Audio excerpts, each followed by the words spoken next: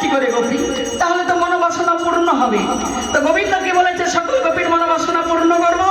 এবার পূর্ণ করবার জন্য কি করলো, একটি করে কৃষ্ণ একটি করে গোপী, দুইজন করে, এবার দুইজন করে ধরো, দুইজন করে।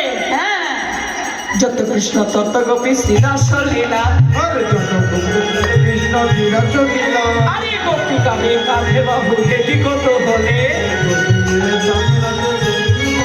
উনি আমার নিকটে কৃষ্ণ সবই গোপী বলে, আমার নিকটে কৃষ্ণ বলে, আরে আমার নিকটে কৃষ্ণ সবই গোপী বলে, আমার নিকটে কৃষ্ণ সবে গোপী বলে।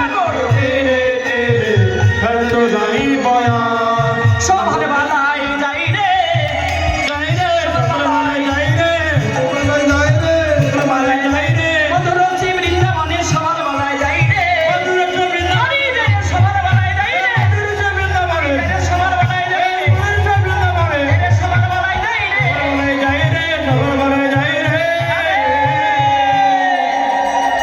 এবার যখন একটি করে কৃষ্ণ একটি করে গোপী নৃত্য করলো, রাধারানীর ভিতরে অহংকার এলো যে আমার বধূ কি সবার ভাগ দেওয়া যায়,